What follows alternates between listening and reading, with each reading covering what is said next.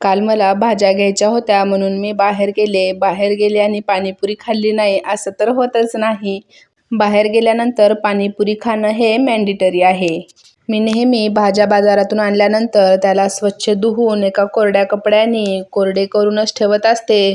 म्हणजे काकडी किंवा काही फळं असतील तर ती डायरेक्ट जरी खाल्ले तरी काही टेन्शन नाही. तसंही सर्व भाज्या धुवून ठेवल्यामुळे त्यावर जर काही घाण किंवा केमिकलची फवारणी वगैरे केलेली असते तीही निघून जाते. म्हणून मी सुरुवातीला भाज्या धुवून कोरड्या करून ठेवते व परत स्वयंपाक करते वेळी त्याला धुवून घेत असते.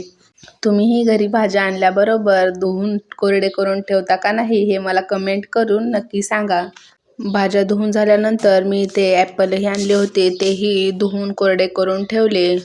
आज संध्याकाळच्या स्वयंपाकाला खूप उशीर झालेला होता. आता एवढ्या सगळ्या भाज्या आणूनही मी काय भाजी करणार नव्हते, कारण मला आज बनवायची होती खिचडी. त्यासाठी मी ते सर्व तयारी करून घेतली.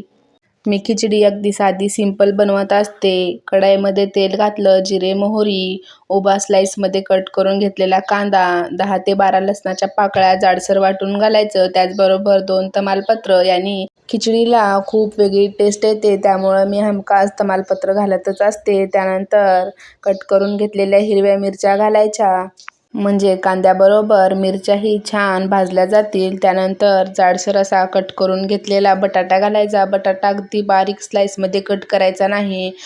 आता हे सर्व जिन्नस छान एकजीव करून घ्यायचे व याला 2 ते 3 मिनिट परतवून घ्यायचं. परतवून घेतल्यानंतर यामध्ये अर्धा चमचा हळद घालायची. त्याचबरोबर रंग येण्यासाठी अगदी अर्धा चमचा लाल तिखट घालायचं.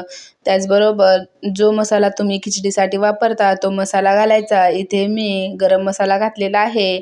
बारीक कट करून घेतलेली भरपूर अशी कोथिंबीर घालायची व धुवून 10 मिनिट भिजवून घेतलेला बासमती राईस घातला.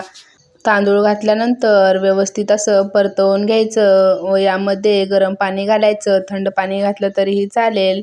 सर्वात शेवटी चवीनुसार मीठ घालायचं व खिचडी शिजवून घ्यायची.